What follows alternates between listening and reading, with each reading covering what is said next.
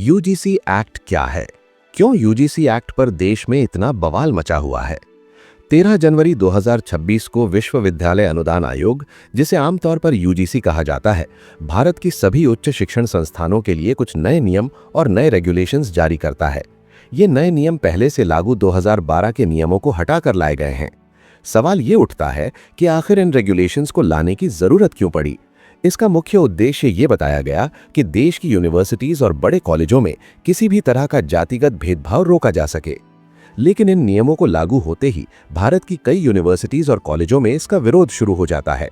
खास तौर पर सवर्ण वर्ग और जनरल कैटेगरी के छात्र इन नियमों के खिलाफ आवाज उठाते हुए दिखाई देते हैं।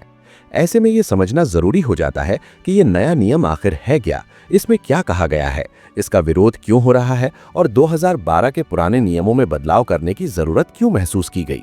साथ ही ये भी जानना जरूरी है कि जब कहा जाता है कि किसी भी संस्था में जाति या किसी अन्य आधार पर भेदभाव नहीं होना चाहिए, तो इसका वास्तविक मतलब क्या होता है।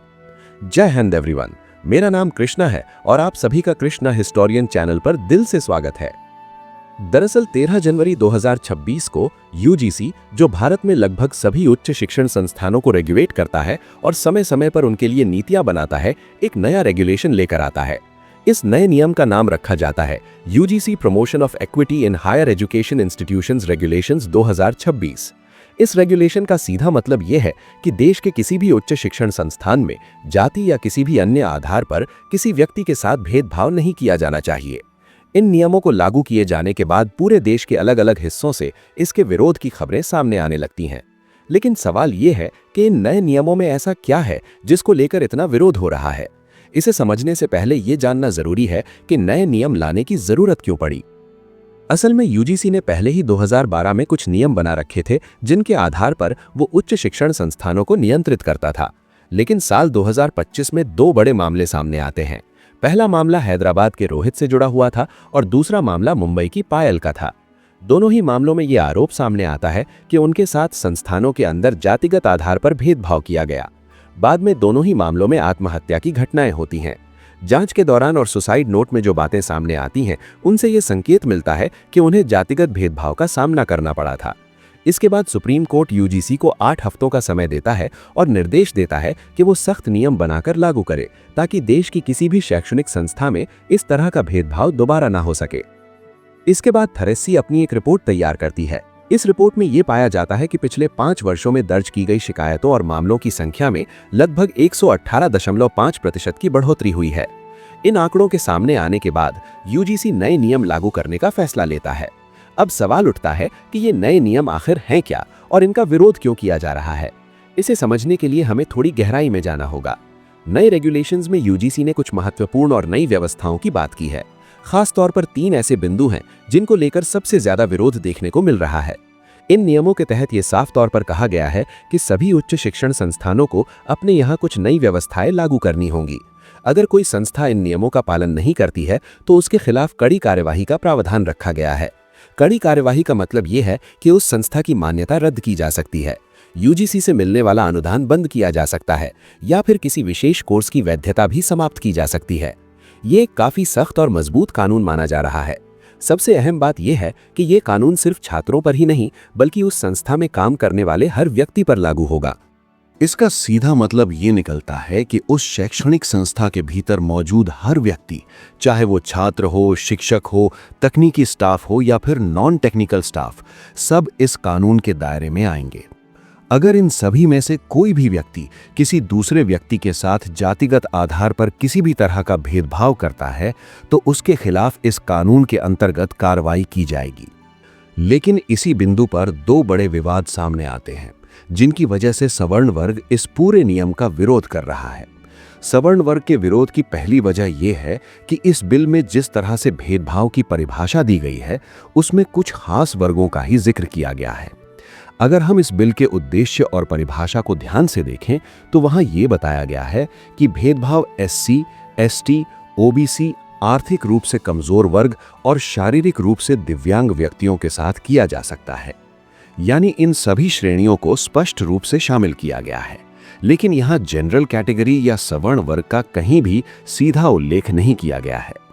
इसी बात को लेकर सवर्ण वर्ग सवाल उठा रहा है कि क्या भेदभाव केवल इन्हीं वर्गों के साथ होता है?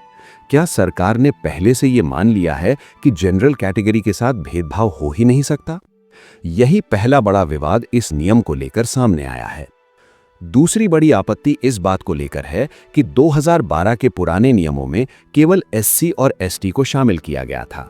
उस समय ओबीसी वर्ग को इन नियमों के दायरे में नहीं रखा गया था।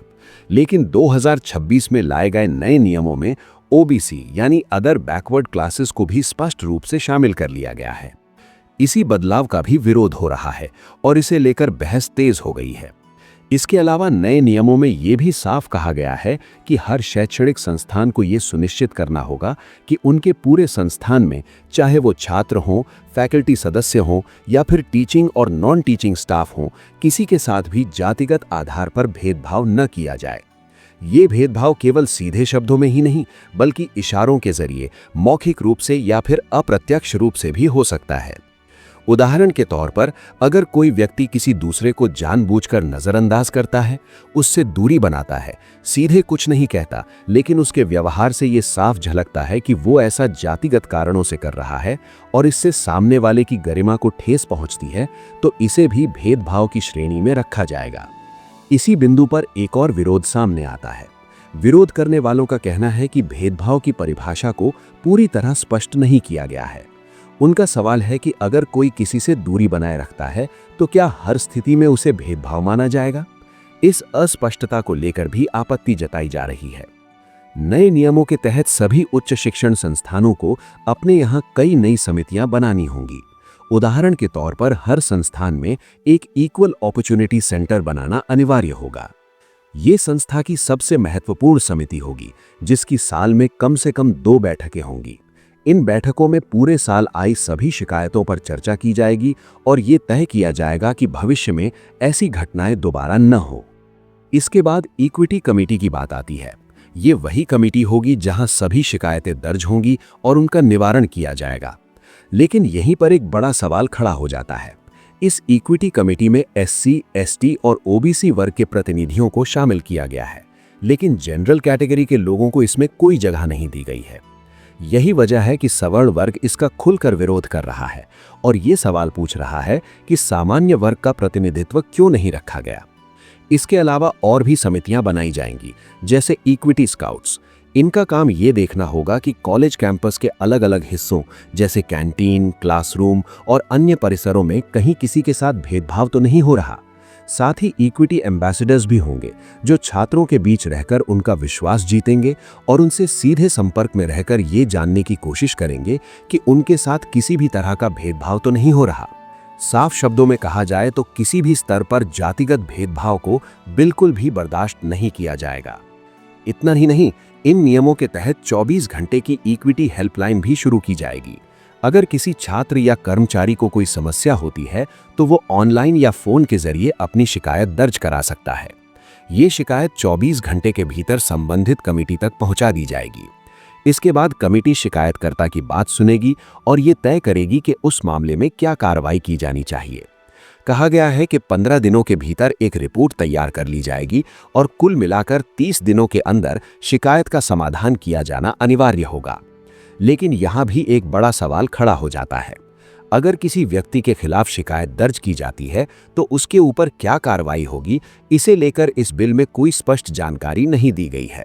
न तो ये बताया गया है कि उसे निलंबित किया जाएगा, न ही ये साफ है कि उसे निष्कासित किया जाएगा या फिर कोई और सजा दी जाएगी। इसी अस्पष्टता को लेकर लोगों में भ्रम और असंतोष है।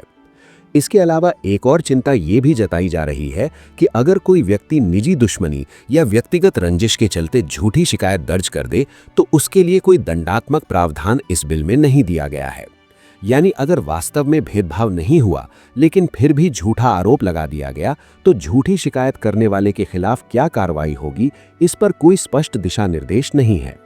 इसी वजह से लोग आशंका जता रहे हैं कि बिना ठोस सबूतों के भी आरोप लगाए जा सकते हैं, जिससे संस्थानों के भीतर तनाव और दूरी बढ़ सकती है। साफ तौर पर देखा जाए तो विरोध की 3 मुख्य वजहें सामने आती हैं। पहली, इक्विटी कमेटी में एससी, एसटी और ओबीसी का प्रतिनिधित्व है लेकिन जनरल कैटेगरी का नहीं। दूसरी, झूठी शिकायत करने वालों के लिए कोई सजा तय नहीं की गई है।